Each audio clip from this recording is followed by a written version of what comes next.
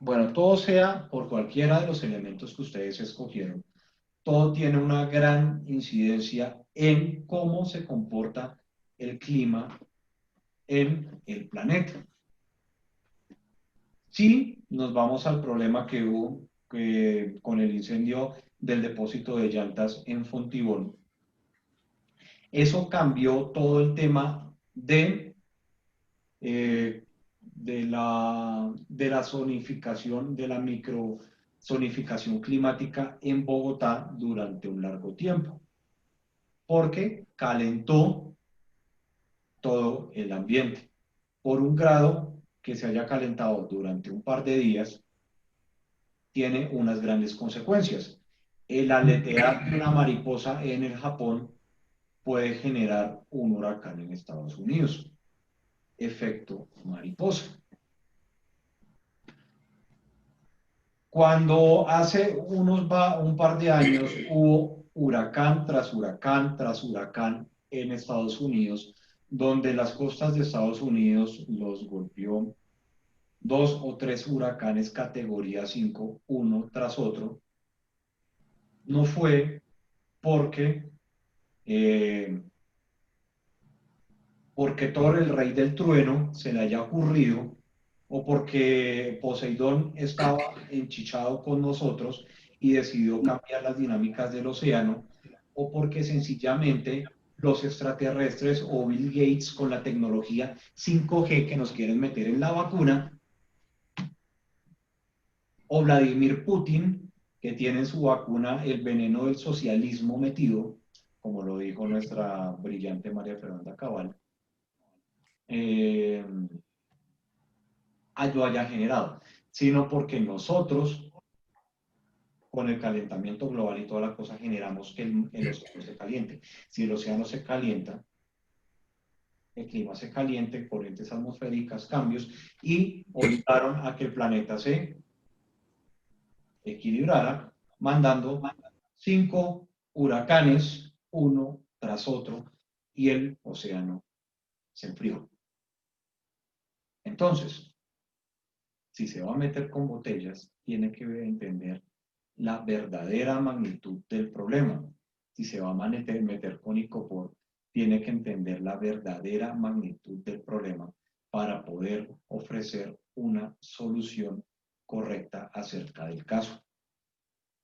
Porque yo me podría ir con el hermoso y maravilloso cliché de volver llantas y meterle maticas, cliché. De coger botellas plásticas, llenarlas de basura y la basura meterle cemento y hacer ladrillos. Cliché. Eso ya lo vienen desarrollando hace muchos y muchos años,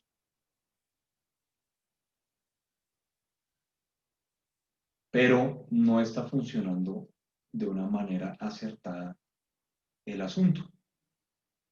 Entonces, si no sé la verdadera magnitud del problema, más bien me llevo las pilas a un clásico millonario Santa Fe y las tiro a las canchas todas. A ver si le puedo dar a un personaje del equipo contrario en la cabeza. Y me deshice de un poco de pilas que tenía en la casa. Digo clásico millonario Santa Fe, pues porque estamos en Bogotá. Entonces, pues sencillamente podría hacer eso. O me deshago del icopor quemándolo. Y como el icopor, pues una baja así de grande, y lo quemo y se vuelve una cosa así de chiquita, pues lo quemo y ya. Pero ¿qué hago con todos esos gases contaminantes?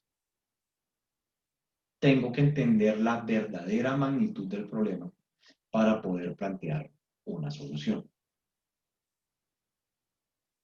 ¿Listo? Juan, Sí, es que de hecho creo que o sea, lo estaba pensando mal.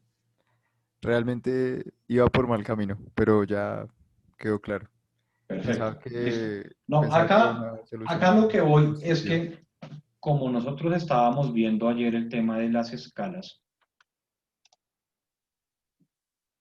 si empezamos a omitir ciertos temas en la arquitectura, nos va a suceder lo que pasó en el Bacatá. O no nos vayamos al Bacatá tan lejos que el Bacatá ya se vuelve también otro cliché. Si no, vámonos a la 92, 93 con NQS.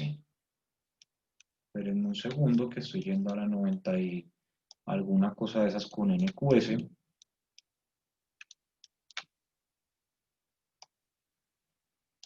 Esperen, enseguida llegue al edificio, pongo el Google Maps para no tenerlos paseando por Bogotá,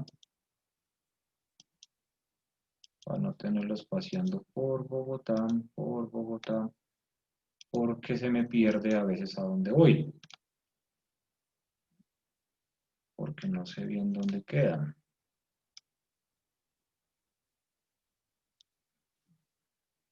Esperen a ver si ya llegué, ya llegué.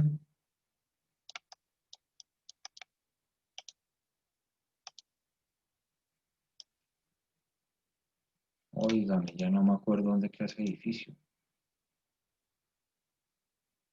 Llegué a la 100 y no lo encontré.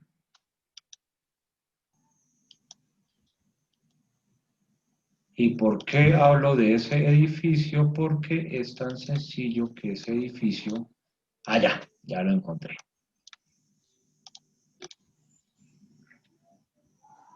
Entonces, compartir pantalla Google Maps.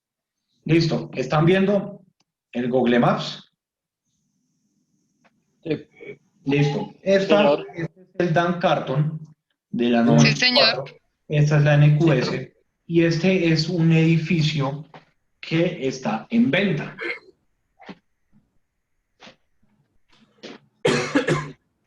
Pero entonces, podría tomar muchos más ejemplos que hay en Bogotá, pero quiero enfocarme en este. 94, 90 y, bueno, 95 con NQS. Eso es cerca del deprimido, ¿sí, profe? Sí, sí, eso que vemos ahí es el deprimido que enseguida lo inauguraron, se inundó. Pero entonces, ¿qué es lo que pasa acá?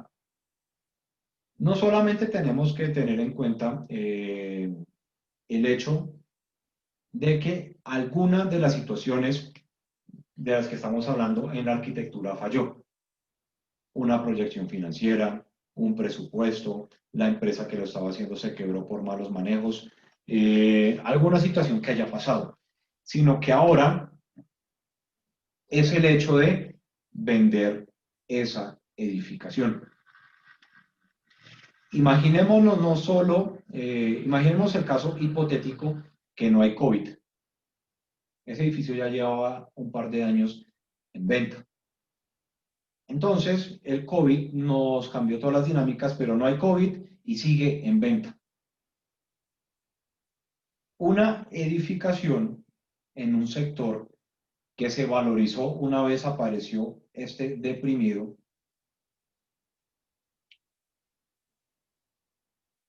que ahora lo ponen en venta diciendo, se vende este magnífico proyecto, área del lote 720 metros cuadrados y así sucesivamente. La zona en la que está ubicado es una zona estrato 6.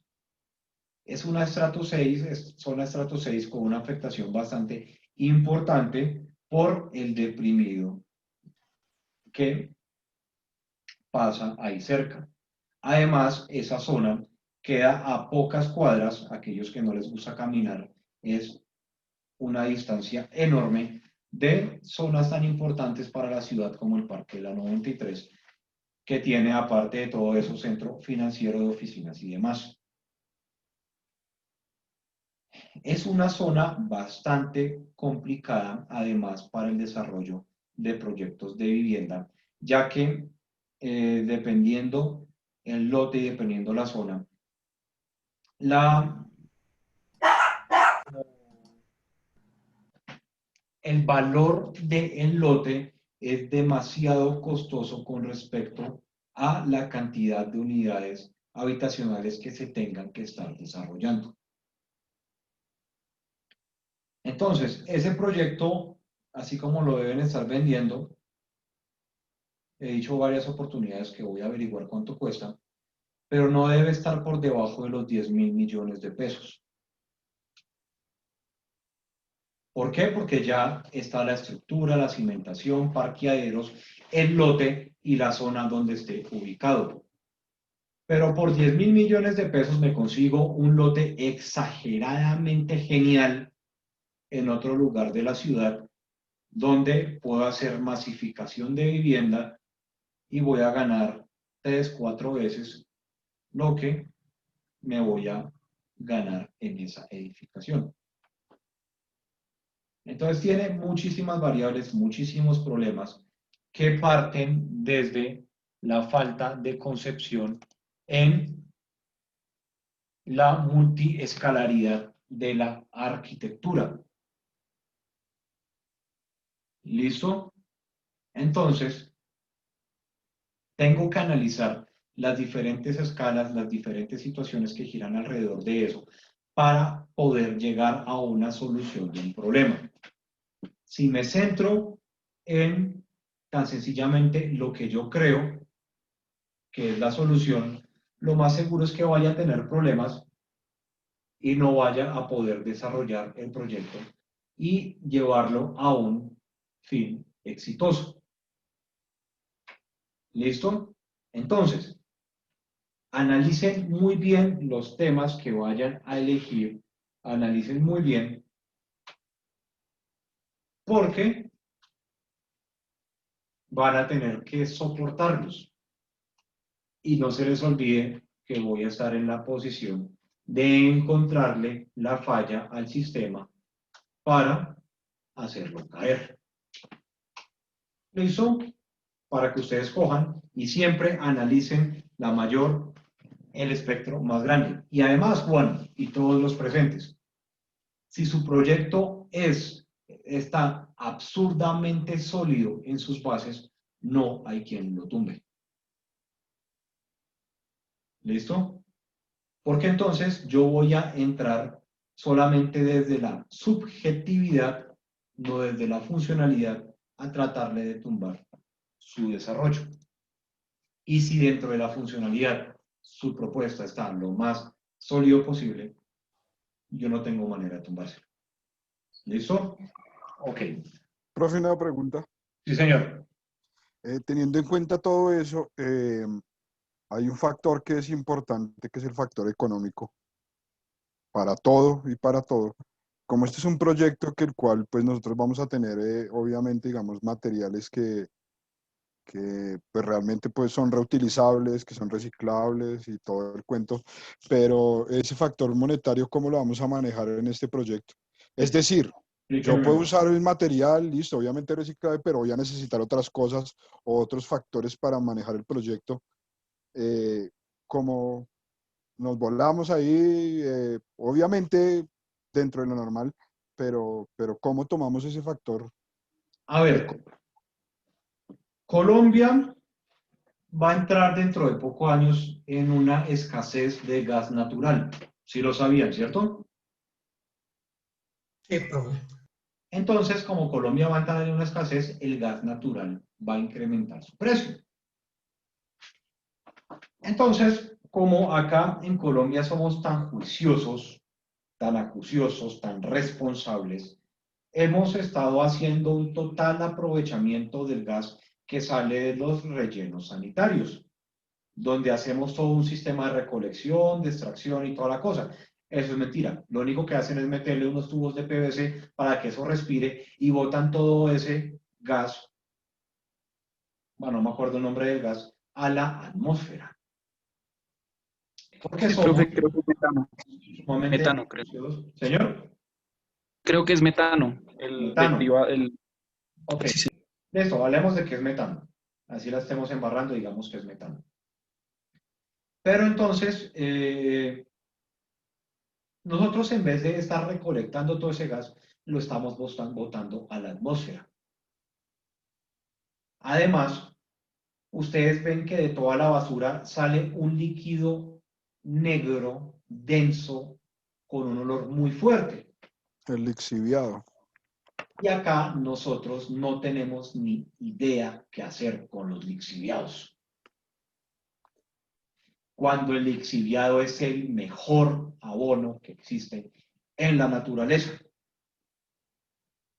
Y no tenemos ni idea qué hacer con los lixiviados. Y lo único que hacemos es que no los recolectamos y dejamos que se vaya a las aguas subterráneas, que corren y corren libres por debajo de nuestros pies. Y lo único que hacemos es en estos grandes de rellenos sanitarios es envenenar las aguas subterráneas.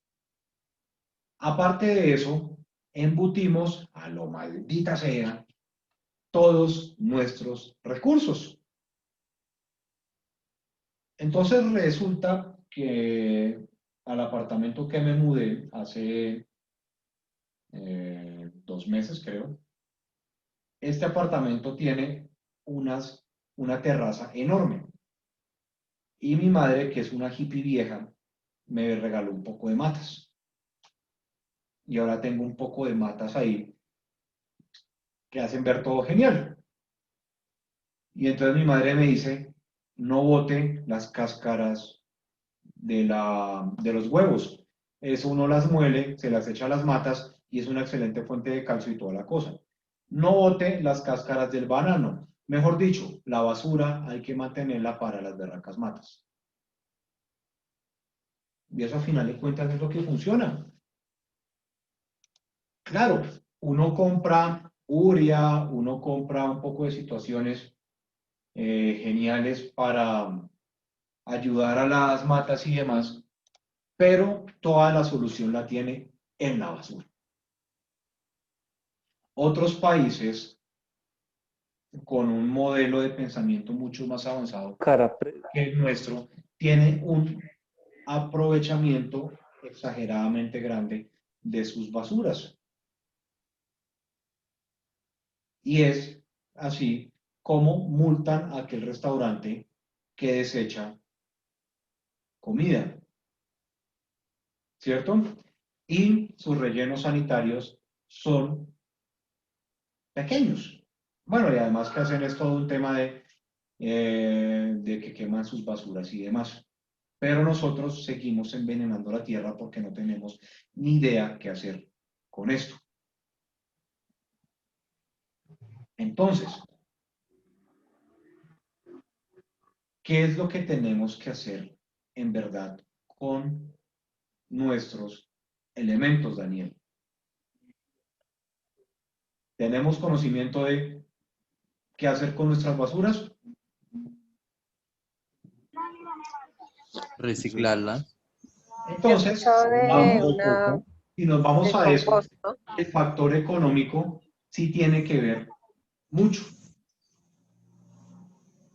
Porque a final de cuentas todo termina partiendo de una idea de desarrollo de ciudad, de una utopía.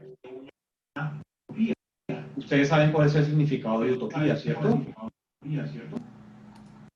¿Y saben cuál es el Sí, significado de la distopía? el antónimo. El antónimo de utopía es distopía. Y nuestra ciudad es el excelente ejemplo de la distopía. Nosotros tenemos, nuestra ciudad es el excelente ejemplo de la distopía. Les voy a buscar el significado. Distopía, sociedad imaginaria bajo un poder totalitario o una ideología determinada según... Ah, no, espérese. Sociedad indeseable en sí misma, ya. Una sociedad ficticia indeseable en sí misma. Nosotros representamos todo lo negativo de lo que debería ser la sociedad. Nosotros representamos todo lo malo que hay que hacer en el territorio. Nos reciclamos, no nos comportamos de una manera decente con nuestros vecinos.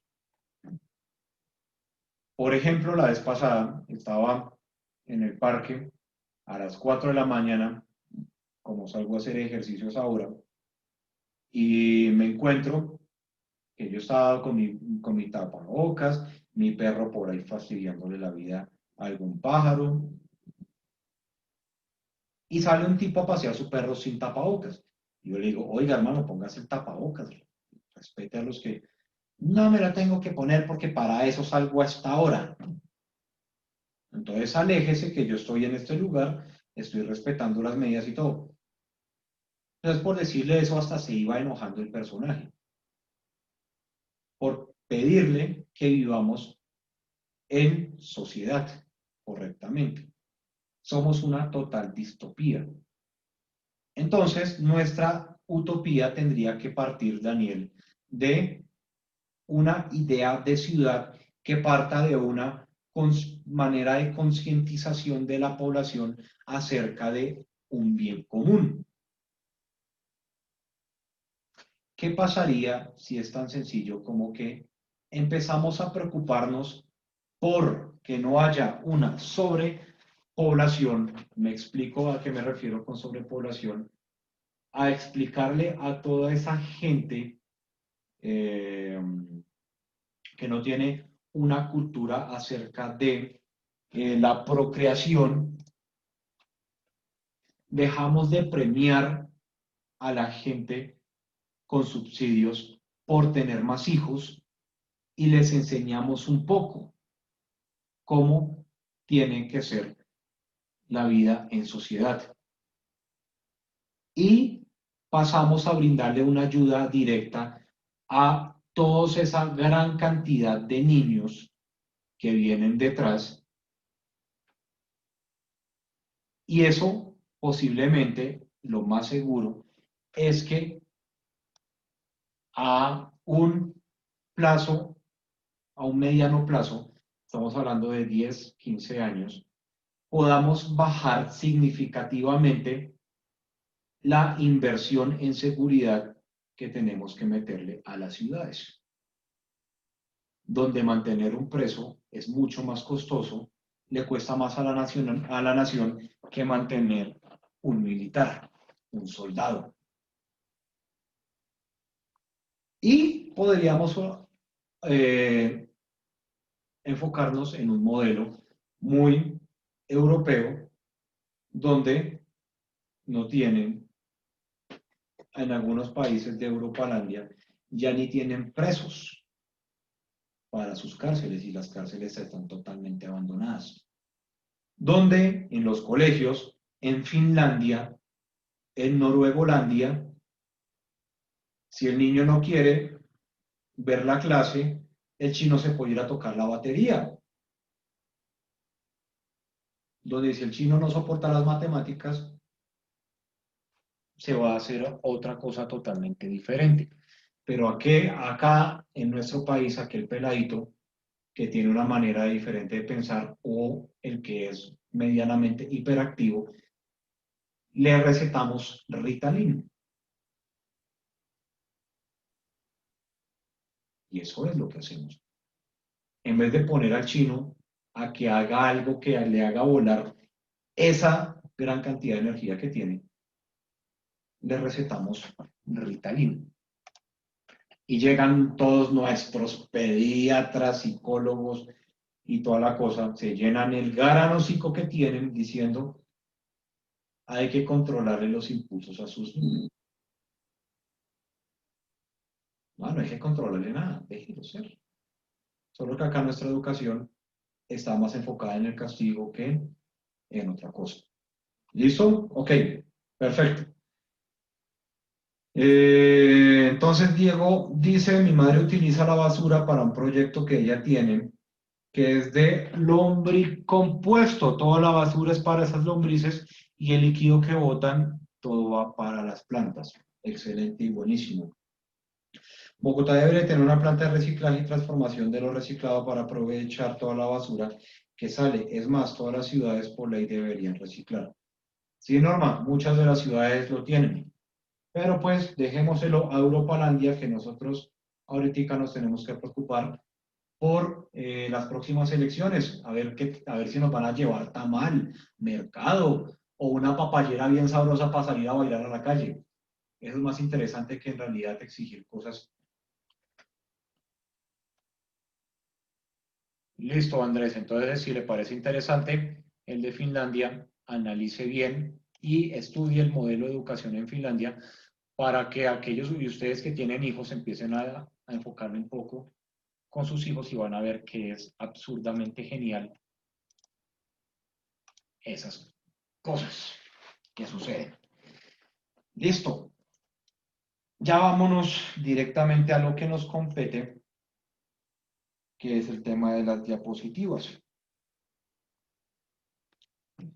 Entonces hablemos de dónde es que viene toda esta concepción social y de dónde parte esto que nosotros conocemos como sociedad. Entonces, resulta que por allá, bien atrás, en la prehistoria, cuando nos empezamos a ver, esperen, agrando esta cosa, se me va el cursor a veces, ya.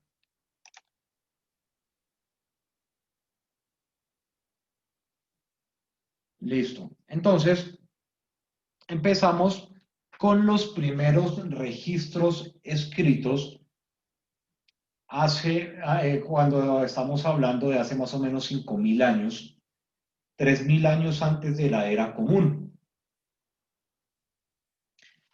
Entonces, también tenemos en cuenta que la arquitectura empieza a marcar un papel importante en el desarrollo social del ser humano. Claro, muchísimos años atrás empiezan a aparecer los primeros homínidos, toda la cosa, pero empezamos a hablar que hace 5.000 años, un poco más, empezamos a hablar de como tal lo que significa la arquitectura para el ser humano. No más con el simple hecho de ocupar una cueva para protegernos del clima y tener ese espacio como un espacio, como un habitáculo, como un lugar donde vamos a empezar a tener algún tipo de relación. Eso ya estamos hablando de arquitectura. Listo, entonces pasamos a la antigüedad y vámonos a las primeras grandes ciudades que se empiezan a desarrollar con la civilización en Mesopotamia. Mesopotamia, esperen que se me olvida complementar eso con imágenes. Mesopotamia que empieza a aparecer por la zona donde hoy conocemos que es Irak. Entonces, toda esta civilización de Mesopotamia es lo que ahorita conocemos como Irak, Afganistán y toda esa parte de Musulmanolandia que también pertenece a la parte norte de la península arábica. Entonces, aparece Mesopotamia con su desarrollo de ciudad. La antigua Mesopotamia, que pues ustedes ahorita lo deben estar viendo con la clase de historia, donde empieza una concepción de arquitectura, donde encontramos la monumentalidad enfocada también al desarrollo de la magnificencia y demás de sus dioses, deidades y demás. Civilizaciones muy guerreras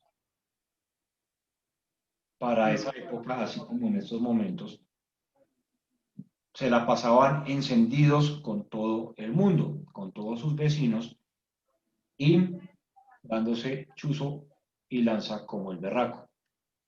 Y empieza a aparecer el modelo de ciudad fortificada y de una magnitud bastante importante.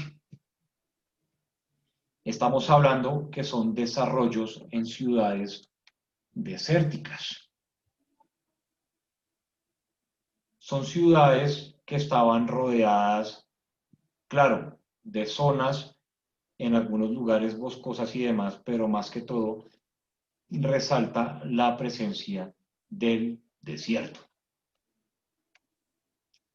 Entonces tenemos Mesopotamia, donde en Mesopotamia había algo que se desarrollaba y se utilizaba algo que se sigue utilizando y desarrollando en en la ciudad musulmana de hoy en día, que es el aprovechamiento de las cubiertas. No solamente teníamos corredores y recorridos al nivel de calle en todo el espacio público, sino también teníamos espacios y recorridos sobre los techos de las edificaciones. ¿Listo? Entonces, un tema de concepción urbana totalmente definida, donde también se empiezan a encontrar y a desarrollar los equipamientos urbanos, edificaciones enfocadas en la atención a la comunidad. Empezamos a ver la concepción de la ciudad.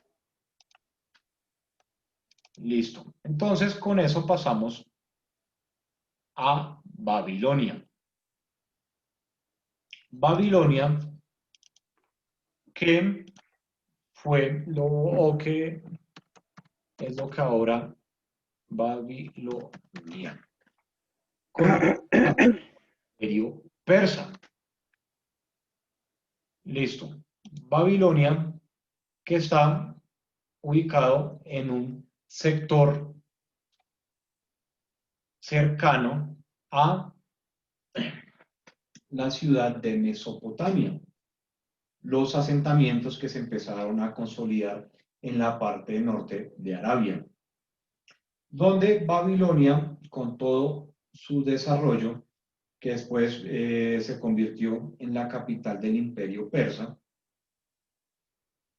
tenía un desarrollo arquitectónico muchísimo más importante, como por ejemplo el conocido como los jardines colgantes de Babilonia, una de las 7 maravillas del mundo antiguo, donde también resalta la magnitud, la gran jerarquía de las edificaciones. Babilonia, capital del imperio persa, donde también donde aparece también esta tan conocida Torre de Babel.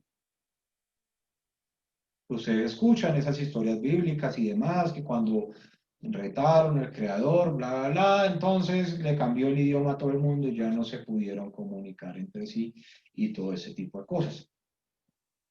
La magnitud de la arquitectura para resaltar los dioses y demás.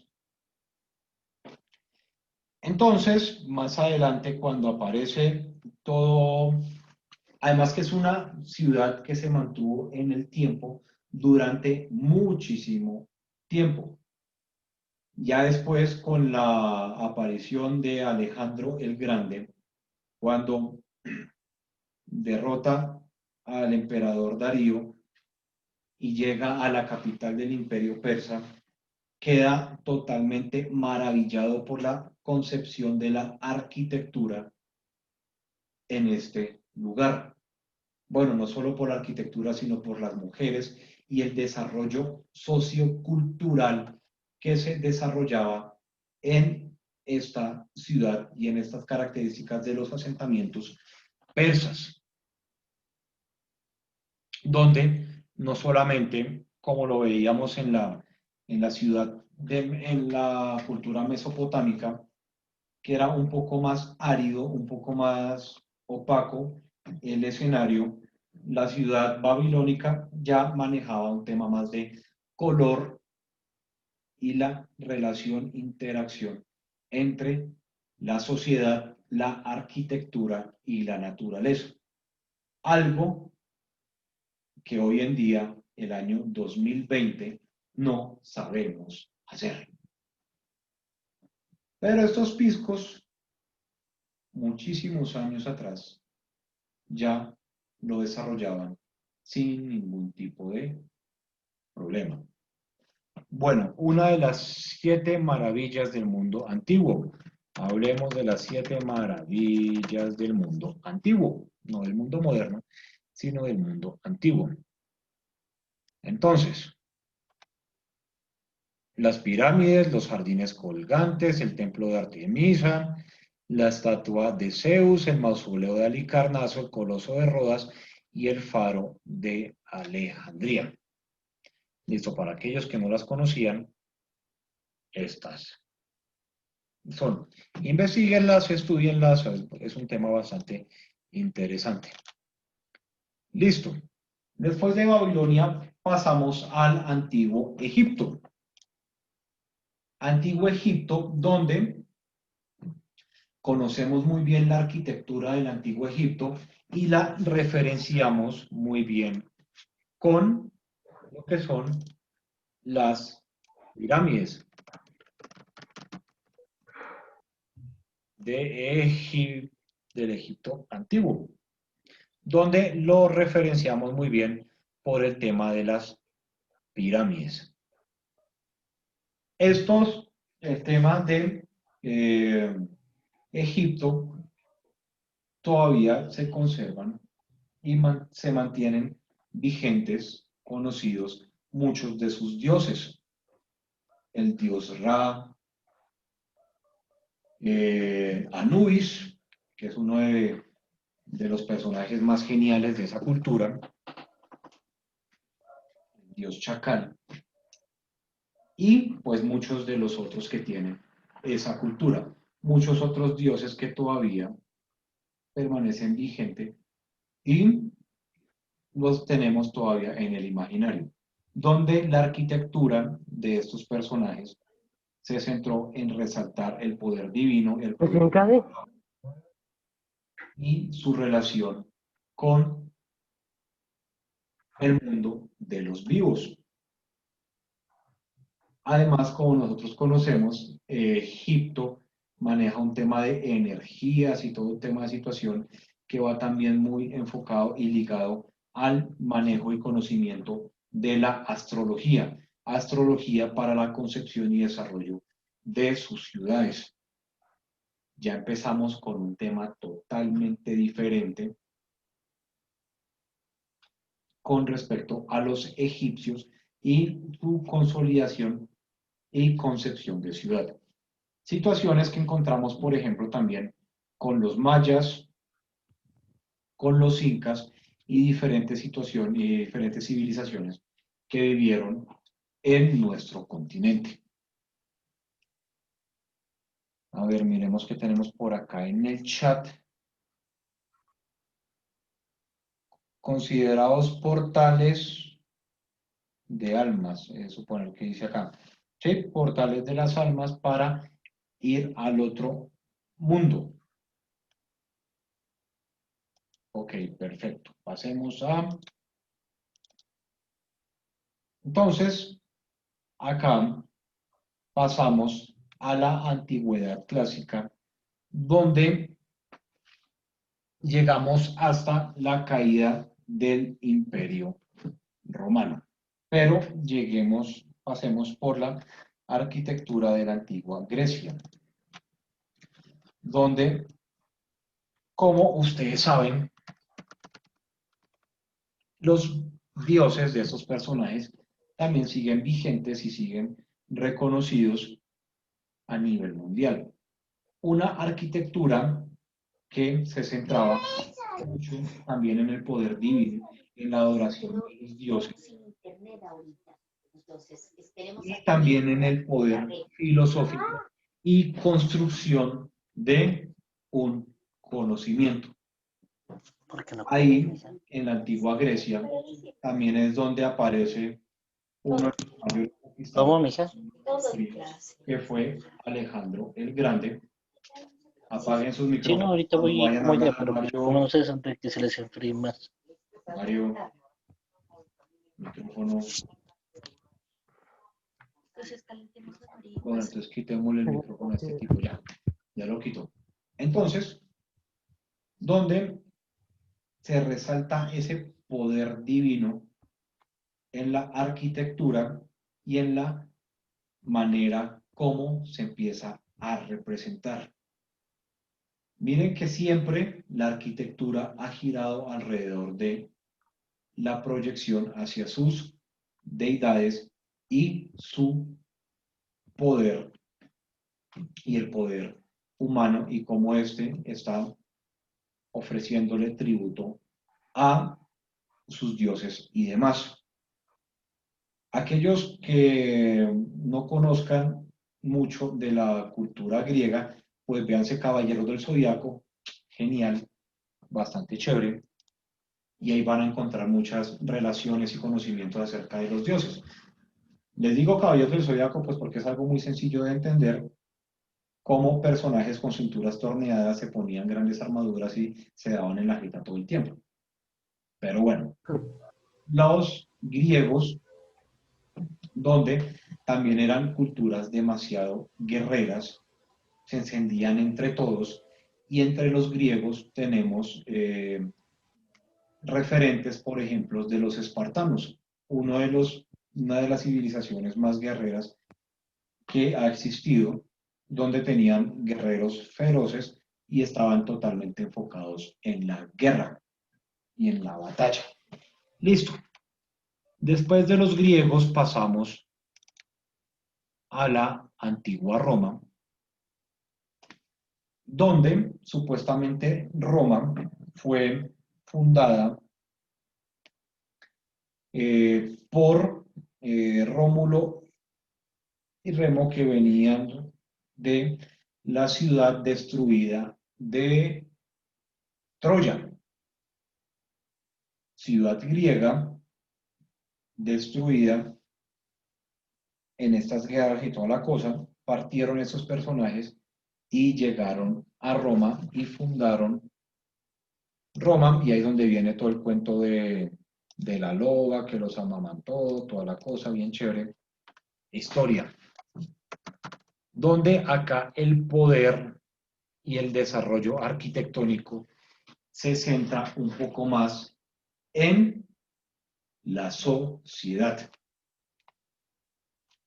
donde llega un pisco totalmente poderoso cuando se pierde el tema de la república en la antigua Roma, y llega un tipo autoconsiderado el jefe de jefes, el César, autoproclamado y demás en momentos de crisis, de guerra y demás, con las tribus aledañas y el expansionismo, toda la cosa. Y se empieza a desarrollar arquitectura que iba más enfocada también en mantener a la gente controlada.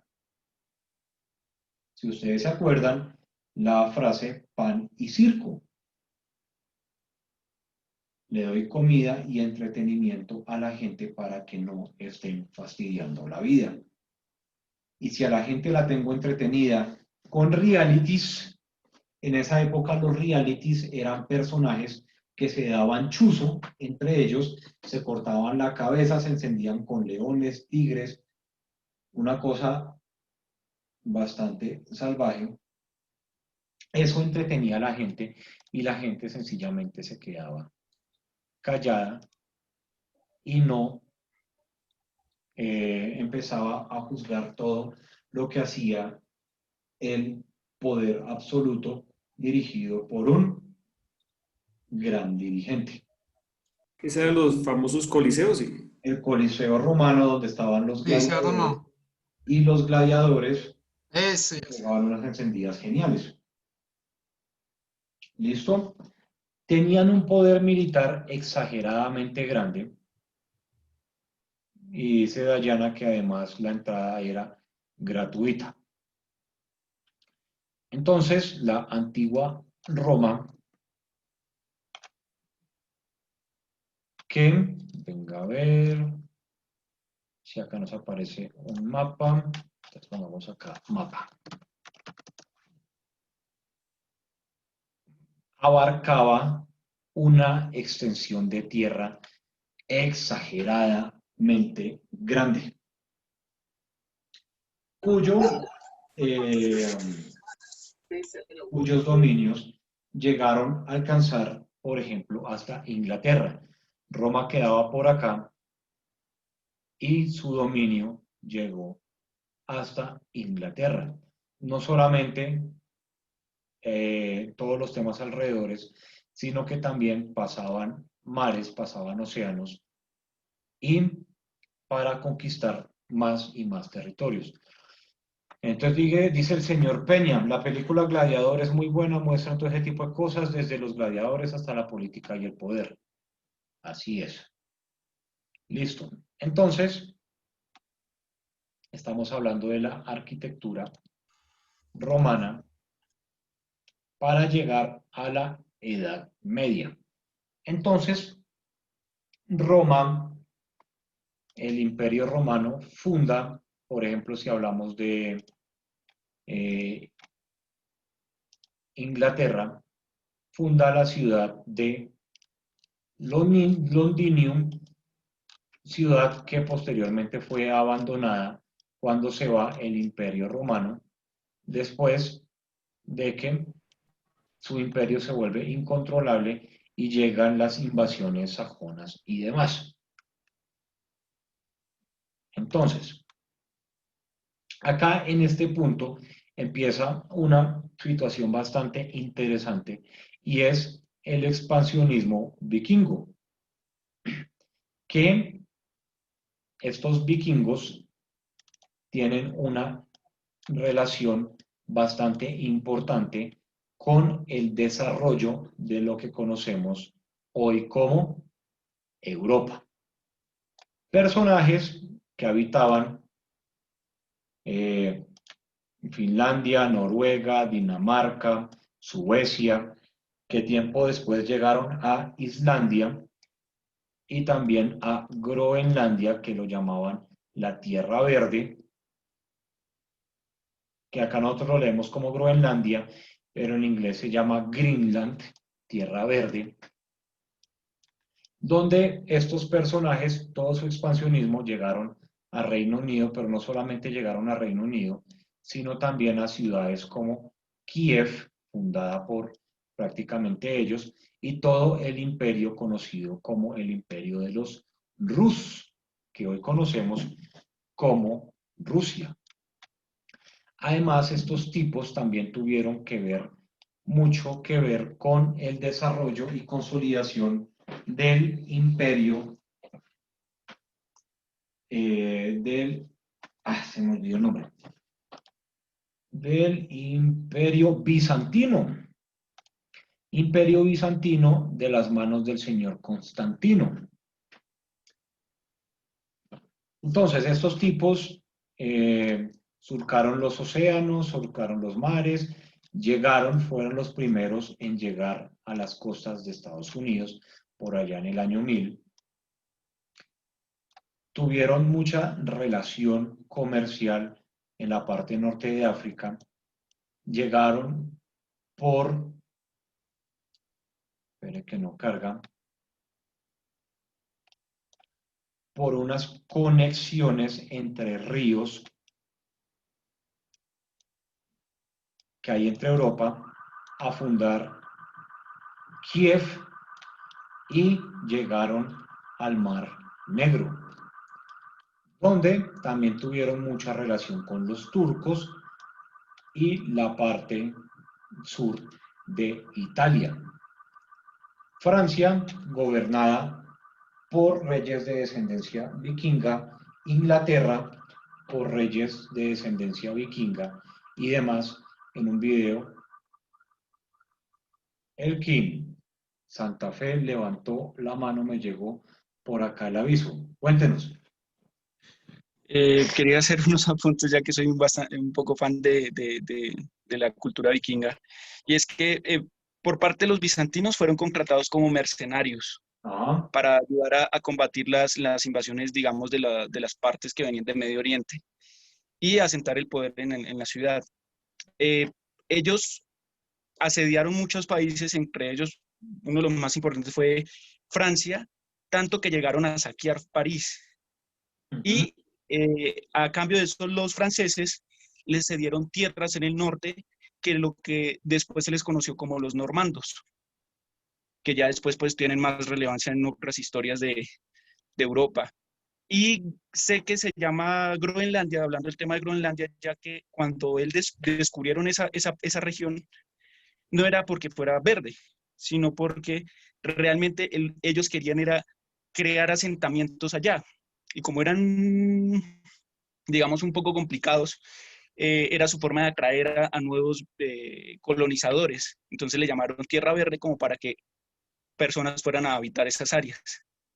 Listo. Y la parte norte Mm. de Inglaterra también hubo grandes asentamientos vikingos en la parte Como yo, conocida como York. sí, señor. Listo. Ya cuando empiezan ese es mi apunte, profesor. Excelente, gracias, Sergio. Sí, ¿Listo? señor. Entonces, en este punto, ellos tuvieron mucha relación en el desarrollo de los diferentes imperios y desarrollos que se empezaron a tener en Europa,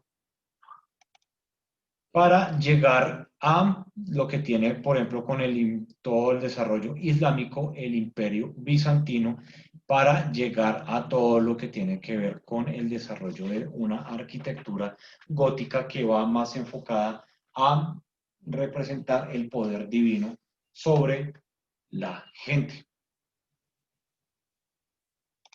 Entonces vamos a ver por acá que hay en el chat, profe, me voy a salir, voy a entrar, listo, normal, no hay problema. ¿Listo?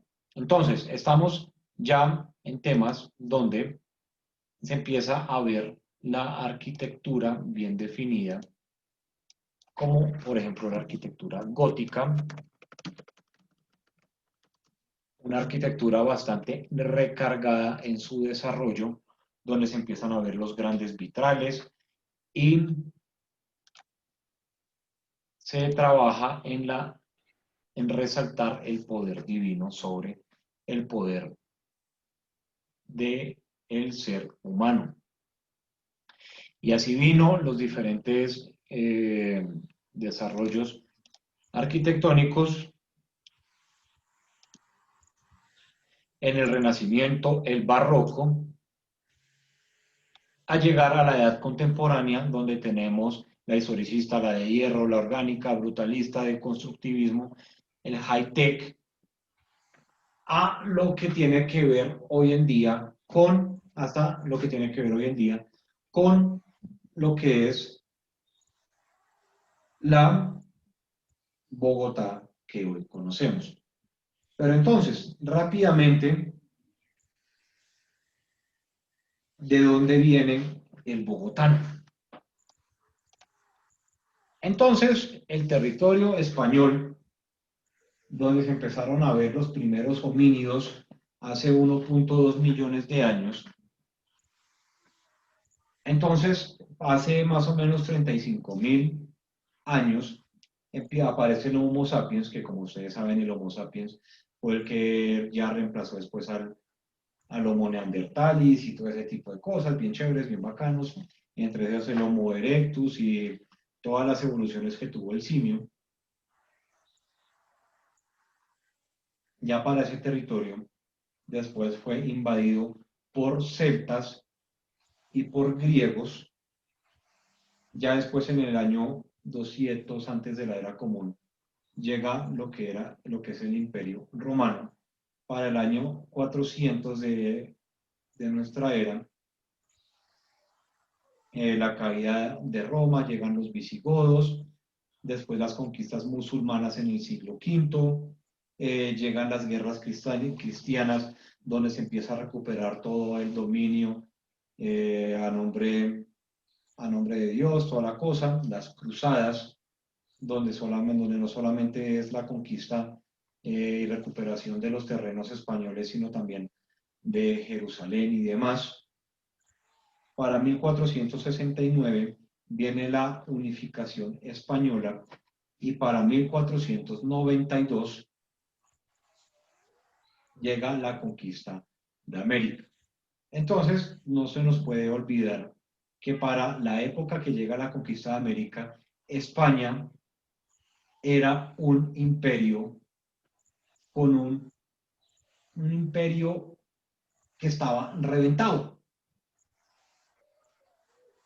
No tenía billete. Ya lo que nos saquearon y se llevaron acá de América, los ayudó para poder sobresalir de nuevo como el gran imperio que eran. Pero entonces para 1537 forman un campamento militar, lo que hoy conocemos como el Chorro de Quevedo, y entran a erradicar todo lo que había en el territorio. Y aparece la Bogotá que conocemos hoy en día.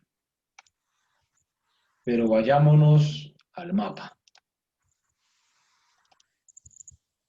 Listo, entonces llegaron estos tipos, partieron de acá, llegaron acá, se les ocurrió por desarrollar una hermosa y maravillosa ciudad en un gran charco, porque esto era un gran charco, de los cuales ya solo quedan pequeños humedales, y empezaron a desarrollar su ciudad en este punto, con una expansión que se centraba más que todo en el camino de la sal que conectaba directamente con Zipaquirá a sus minas y demás. Listo. Entonces, empieza la expansión de Bogotá, toda la cosa, desarrollo, consolidación, como ese gran centro. Pero entonces estos españoles, al ver que nuestros queridos y hermosos autóctonos, vestidos con taparrabo y demás, adoraban a un dios pagano. Oiga, estos manes adoradores de culturas que no deberían ser. Un dios pagano llamado árbol nogal. Y como el árbol del nogal estaba lleno, todos los cerros y todos los bosques estaban llenos de árboles nogal, decidieron bajarlos en su totalidad. Porque ¿cómo es posible que estos indiecitos no adoren al Dios católico y si estén adorando algo de la naturaleza que lo único que produce es agua y comida? ¿Cómo se les ocurre? Para los que no conozcan el fruto es esta pequeña nuez que cuando ustedes la revientan, la abren. Esperen que la nuez de nogal, venga a ver que no aparece por acá. Ah, bueno, acá está. Es esa nuez que parece un cerebro. Esa es la nuez del árbol del nogal. Ese es un excelente alimento y dicen las personas que saben que es buenísima para el cerebro. Evita el Alzheimer, ayuda a la memoria, así como una empanada sumamente grasosa, cargada de ají, que le ayuda a la memoria, porque usted se va a estar recordando toda la mañana que se comió esa empanada, por lo que ustedes ya saben que uno eruta todo el día. ¿Listo? Entonces, esta pequeña nuez era lo que había, el árbol que había lleno los cerros orientales. Y los cerros orientales, todo esto que conocemos como los cerros, era una zona donde de la tierra brotaban grandes cantidades de agua. Hoy en día no brota grandes cantidades de agua. Claro, bajan las corrientes y demás por el río Arzobispo, la Quebrada La Vieja y todo así sucesivamente, pero es por las mismas dinámicas medioambientales que ocurren en Bogotá.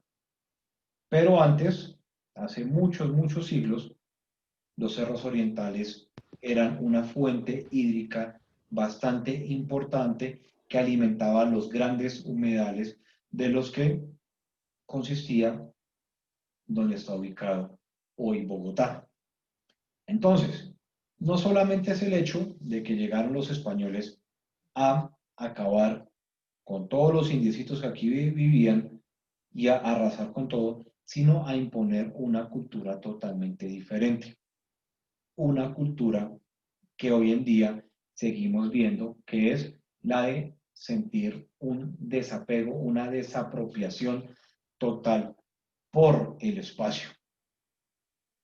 No sentimos absolutamente nada como nuestro, sino esperamos que otros cuiden, que otros protejan el medio ambiente, que otros cuiden las cosas y nosotros simplemente como hacernos los de la vista gorda hacia lo que está pasando.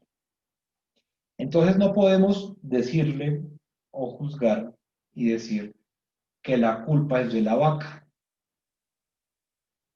La culpa no es de Duque, la culpa no es de Uribe, la culpa no es de Petro, la culpa no es de Peñalosa, sino de nosotros que ponemos en el poder a María Fernanda Cabal. Es tan sencillo como eso. ¿Y por qué? Porque siempre nos han enseñado que no debemos tener cariño por lo nuestro. Un cariño que sí, digamos, lo demuestran los paisas y ellos. ¿Cuál libro es muy bueno? Excelente, señor Sebastián Cruz. El que se dijo de la culpa lo tiene la vaca, profe. Es muy Ah, bueno ese libro. ya.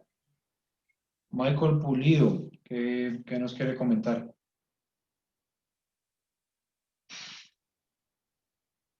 Michael, Profe, buenas noches, ¿me escucha? sí, Como yo le comentaba, nosotros trabajamos ahí en la Quinta con 32. Eso es el barrio San Martino que queda pegado a la Perseverancia. sí, Todo esto se trabajó con sistema pues, de Keyson para hacer las bases, para comenzar a subir columnas. Nosotros nos encontrábamos, digamos, más o menos como a los 20, menos 20 metros, nivel de carretera, nivel de la Quinta, menos 20 metros, en algunos menos 22. Y habían grandes corrientes, digamos, agua que brotaba pues bajaba digamos, de las paredes.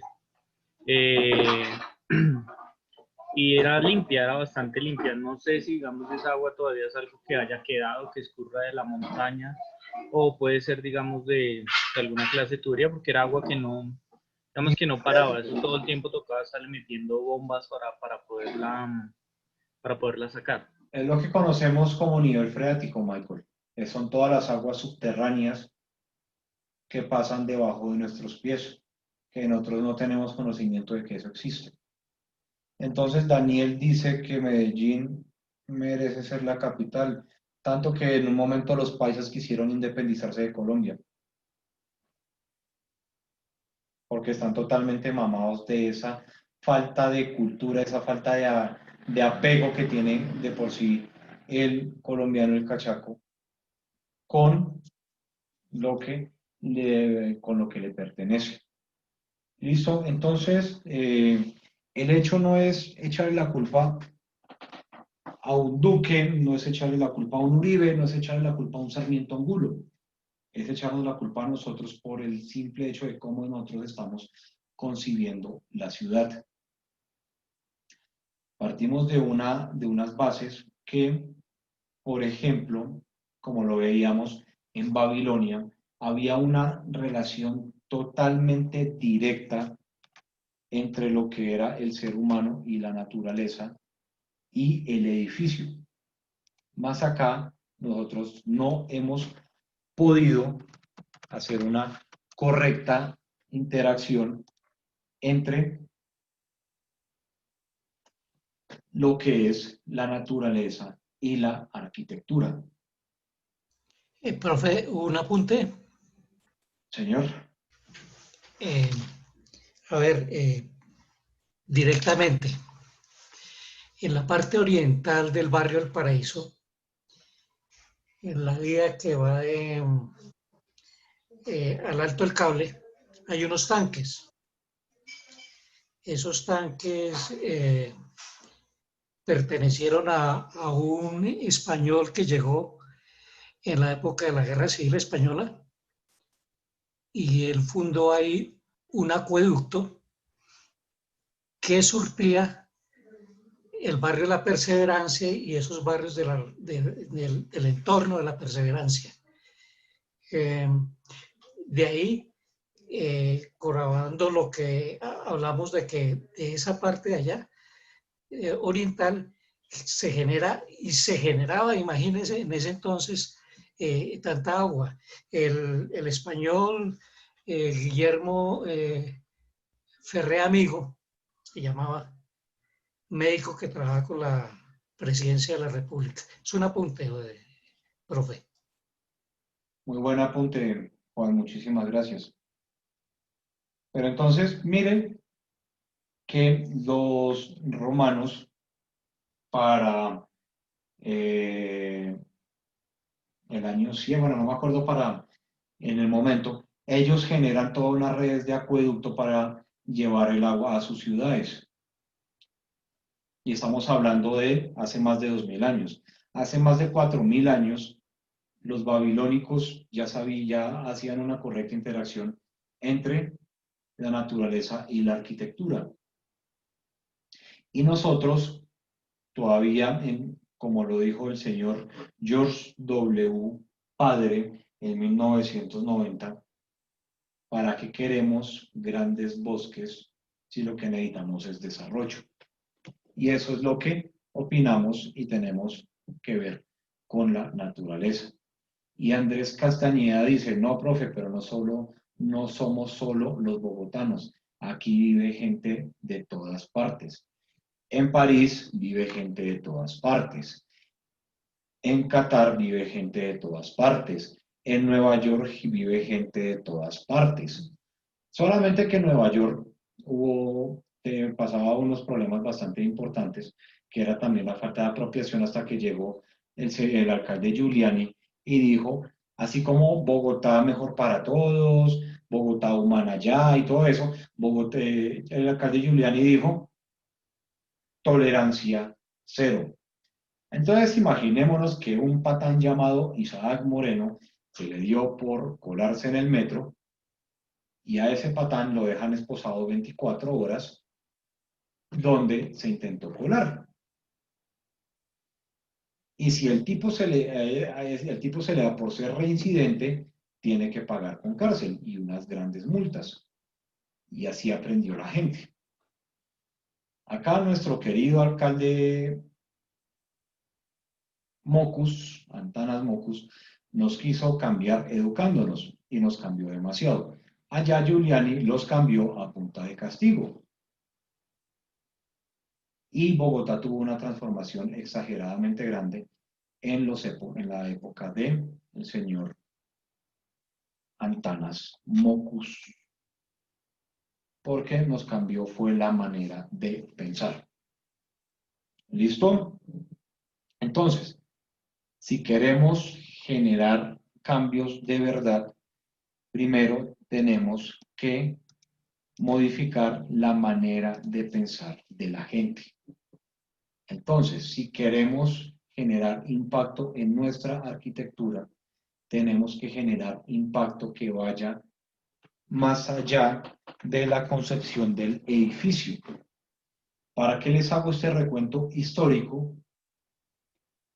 Para eso, para demostrar y para entender que el problema no es de un presidente, que el problema es de una concepción mental que tenemos totalmente arraigados nosotros como población civil.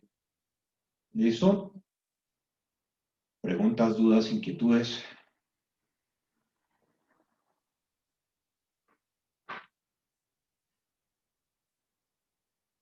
La vez pasada veía un meme que me causó bastante gracia. Y entonces un tipo puso en un Instagram, en Facebook, en alguna cosa de estas. Si por accidente se metiera un niño a su casa, un niño desconocido, Vero dice, lo primero que debemos hacer es educar bien a nuestros hijos y educarnos a nosotros mismos, y no hablo solo de estudio. Gracias, Vero. Entonces, llega el personaje y dice, si un niño se les metiera en la casa y provocara un incendio accidental en su vivienda y ustedes tuvieran mascota, ¿a quién salvarían? ¿O a quién sacarían primero? ¿Al niño o al perro? La mayoría de respuestas de la gente fue al perro. Y pues, por supuesto, este señor, muy ofuscado, dice, pero el niño es un potencial personaje que puede ir a la luna. Y otra persona de una manera muy interesante le responde, niños que han ido a la luna, 0. Perros que han ido a la luna, 1. En tu cara, calvo HP. ¿Cierto? Pero ¿a qué voy? La manera como la gente tiene la concepción de la realidad. La manera al niño porque el perro corre detrás del hombre. Ok, Norma, si ve, Norma es mucho más consciente de las situaciones. Pero entonces el asunto es, ¿cuál es la manera de pensar de la gente y cuál es el propósito al que está vinculado el humano como sociedad ocupante de una ciudad?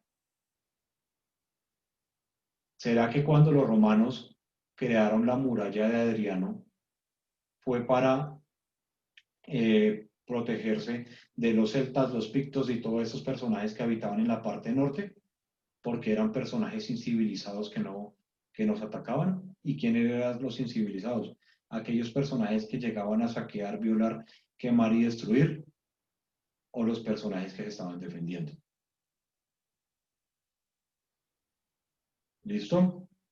Muralla de Adriano, que si ustedes se ponen a ver en internet cuál era la muralla de Adriano, ubicada en un sector en la zona norte de Inglaterra, van a encontrar muchísimas similitudes con Juego de Tronos.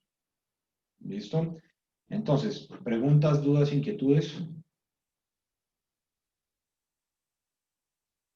Listo, mañana seguimos con un tema y todo esto. Profe, un apunte. Señor. En síntesis, la arquitectura a través de la historia ha sido el fundamento de la economía. Así es, sí. Yo creo que a los arquitectos deberían llamársele los grandes economistas en el desarrollo de la humanidad, porque si nos damos cuenta, los arquitectos son los que generan esa parte de infraestructura económica del primer Producto Interno Bruto de todas las naciones o de las economías de los países. Era el apunte. Muchísimas gracias, pero para finalizar, voy a finalizar con esto. Espérenme un segundo que tengo que encontrarlo. Antes, espérenme un segundo, que es que se me va el nombre del pisco este. Espérenme un segundo, Richard Cantillón creo que era. Antes de... Y con esto finalizo. Oiga. Bueno, no sé qué carajos lo habré hecho. Está en la plataforma, pero no lo tengo acá.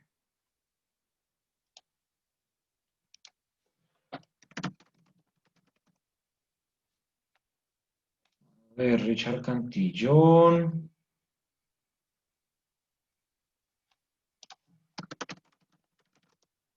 Un segundo, nacido, Leo Castillo. Que se me olvida como tal la frase.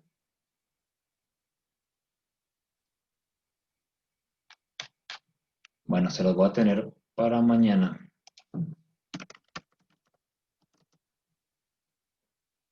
Voy a tener para mañana que tengo que buscar en las presentaciones que tengo en la plataforma. Listo, no. Mañana, para complementar el aporte de Juan, les tengo una cita de Richard Cantillón. Listo, muchachos, muchísimas gracias. Nos vemos el día de mañana. No se les olvide que ya tienen que empezar a tener aproximaciones con sus desarrollos de los trabajos y demás. Doy por finalizado.